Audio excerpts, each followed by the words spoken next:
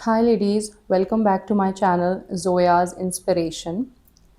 आज के वीडियो में मैं बात करूँगी जब एक लेडी माँ बनती है तो उसे कितना सपोर्ट की ज़रूरत होती है। मैंने इस टॉपिक पे अपने बाकी लॉन्ग वीडियोज़ में बीच-बीच में छोटी-छोटी सी बात की है, बट मैं चाहती थी कि अलग से एक वीडियो बने। 5 से 10 मिनट के बीच ही होगा ये वीडियो। अगर आपको टाइम है तो प्लीज़ ये पूरा वीडियो चेकआउट करिएगा, या फिर जब आपको टाइम हो तब आप वीडियो पूरा चेकआउट करिएगा और मुझे बताइएगा कि आपके क्या व्यूज़ हैं इसके लिए। जब एक औरत माँ बनती है, एक लेडी माँ बनती है, तो उसको कितना सपोर्ट की ज़रूरत होती है अपने ससुराल वालों से। हर लेडी एक्सपेक्ट करती है ऑब्वियसली, जब वो अपने फैमिली को छोड़ के जाएगी, सबको छोड़ के जाएगी एंड देन वो वहाँ पे जाके इतना सब कुछ बर्दाश्त करना, इतना सब कुछ सबके साथ एडजस्ट करने के बाद, इतनी तकलीफ़ के बाद वो एक बच्चे को पैदा करती है, तो वो उम्मीद भी करती है कि उसके जो ससुराल वाले हों, उसकी नंद, उसके सास, एटलीस्ट ये दोनों जो होते हैं मेन पीपल होते हैं, मेन लेडीज़ होती हैं, जिनको सपोर्ट करना चाहिए, जो कि मुझे वहाँ से ज़ीरो सपोर्ट मिला है अपने ससुराल में। और मेरी जेठानी ने पहले ही बोल दिया था, जब I was pregnant 3 to 4 months from my first child, उन्होंने पहले ही बोल दिया था कि तुम यहाँ पे बिल्कुल भी अपनी डिलीवरी का मत सोचना इस सिटी में, बिकॉज़ यहाँ पे तुम्हें बिल्कुल भी सपोर्ट नहीं मिलने वाला है। वो जो मेरी जेठानी हो, वो कैसी भी हो नेचर में, आई डोंट नो कि उनका रियल नेचर, मतलब इतने साल में मैं समझी तो हूँ, बट आई डोंट नो सच्ची हैं जो कि झूठी हैं, उस टाइम पे क्या समझ में आता है। बट जब मैं खुद अपने आँखों से वो सब चीज़ें देख रही हूँ जो उन्होंने मुझे बताई हैं, तो ऑब्वियसली मैं उनको सच्चा मानूँगी ना। कई बातें उन्होंने जो बताई मुझे, वो सब आगे जाके सच्ची प्रूव हुई हैं। वाक़ई में मुझे कोई भी सपोर्ट नहीं मिला। जब मेरा बेटा फर्स्ट टाइम, मेरा जो फर्स्ट बॉर्न है वो मेरा बेटा है, और जब मेरा बेटा व्हेन आई कंसीव्ड हिम, मुझे पता भी नहीं चला कि वो था पेट में। एंड कंसीविंग के बाद भी मुझे थोड़ा बहुत ब्लीडिंग होती थी, तो मुझे लगा कि नॉर्मल है, जैसे कि मेंस्ट्रुएशन होता है वैसे होगा। मेरा एकदम से बीपी लो होने लग गया, मुझे चक्कर आने लग गए। एंड जब और उस टाइम पे मैं अपने मायके में थी। मैं मायका मीन्स मेरी बुआ एंड चाचा दादी का घर। यू ऑलरेडी नो कि मैं वहीं पे पली बड़ी हूँ। अगर आपको नहीं पता है, मेरे वीडियो में आप फर्स्ट टाइम अगर आ रहे हैं, तो आप प्लीज़ चेकआउट करिए मेरे पिछले वीडियोज़, लॉन्ग वीडियोज़। मैं सबका डिस्क्रिप्शन बॉक्स में लिंक दे दूँगी, आप चेकआउट करिएगा। बिकॉज़ मैं उस टॉपिक पे फिर से यहाँ पे बात अभी नहीं करूँगी। अभी मैं जिस टॉपिक के लिए आई हूँ, मैं उसी टॉपिक पे बात करूँगी, अबाउट द किड्स, अबाउट किस तरह से सपोर्ट मिलना चाहिए एक लेडी को, जो कि नहीं मिलता। मैं ये नहीं कह रही हूँ कि मुझे ही नहीं मिला, काफ़ी घरों में नहीं मिलता है, काफ़ी घरों में मिलता भी है।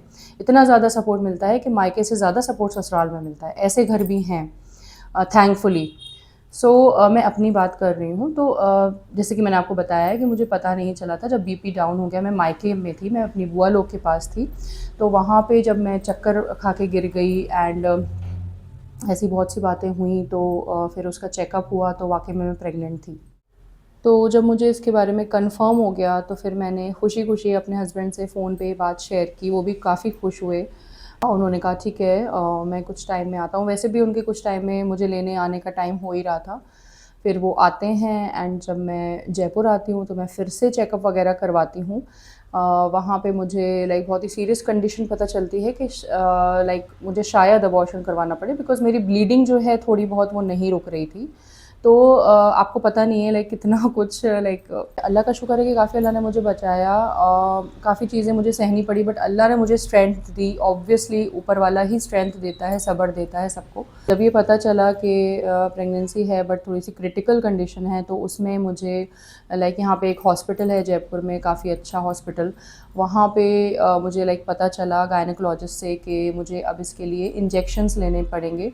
हफ़्ते में 2 से 3 बार से ज़्यादा, 3 4-5 बार इंजेक्शन लेने पड़ेंगे। तो मुझे इंजेक्शन लेते-लेते 2 वीक्स हो गए एंड मेरा दो और मुझे अपने बम पे इंजेक्शंस लेने पड़ते थे। मेरा दोनों बम पूरे इंजेक्शंस के निशान से भर गए थे। सो यू कैन इमेजिन कि तो इतना करने के बाद दवाइयाँ भी रेगुलर लेनी पड़ती थी, तब जाके जो मेरा बच्चा था, जो मेरा फ़ीटस था, वो बचा वहाँ पे।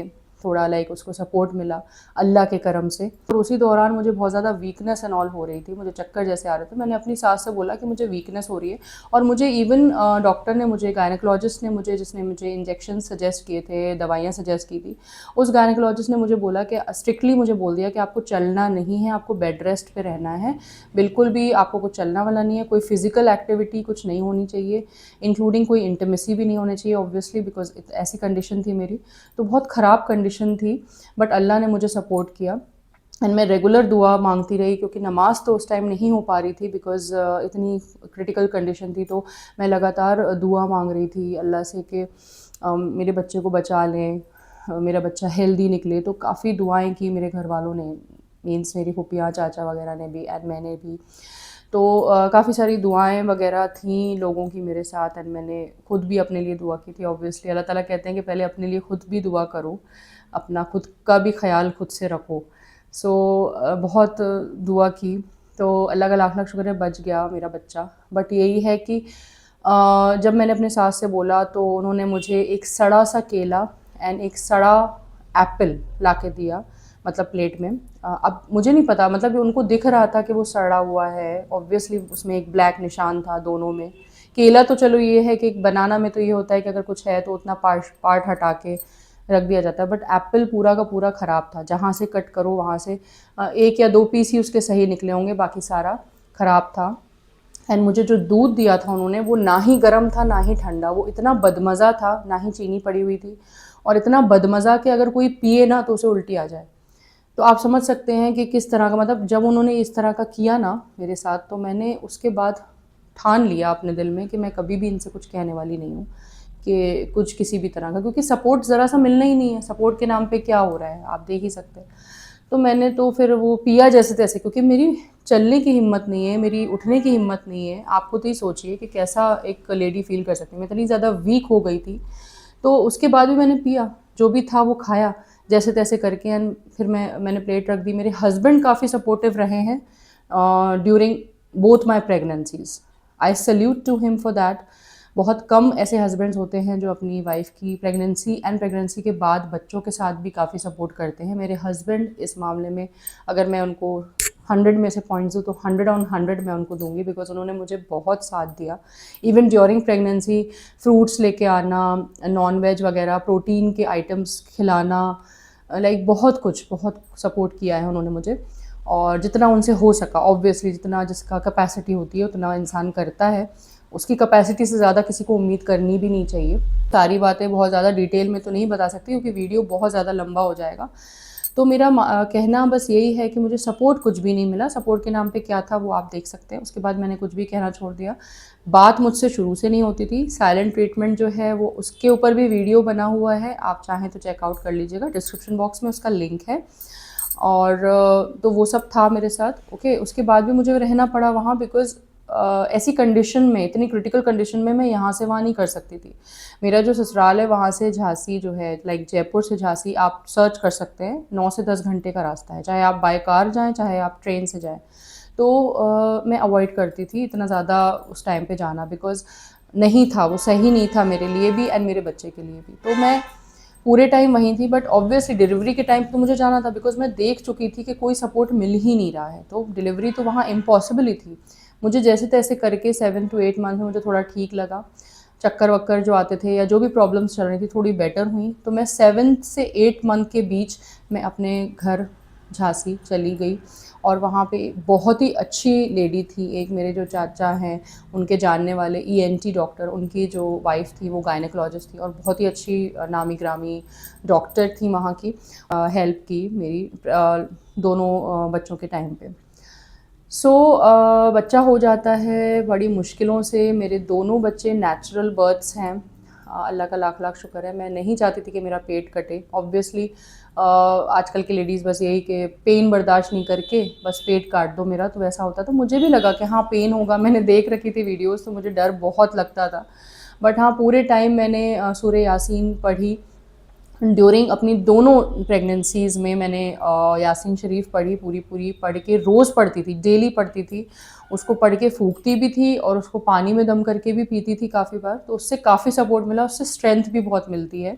अल्लाह का लाख लाख शुक्र है, मुझे बहुत हिम्मत मिली। और उसके बाद काफ़ी दर्द हुआ। वो लोग मतलब इंजेक्शंस भी देते हैं नर्सेज़ वगैरह, पेन के इंजेक्शंस।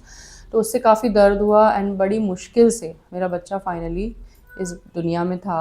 और जब वो पैदा हुआ तो आई स्टिल रिमेंबर कि वो लाइक सब कुछ उन्होंने मुझे ना खून नहीं देख सकती मैं, तो खून वगैरह से मतलब नहला धुला के लाइक गर्म पानी से साफ़ करके नर्सेज ने उसको सामने लाइक बेबी का जो होता है ना एक इस तरह का अब आई डोंट नो उसको क्या बोलते हैं, उसमें उसको लिटा दिया।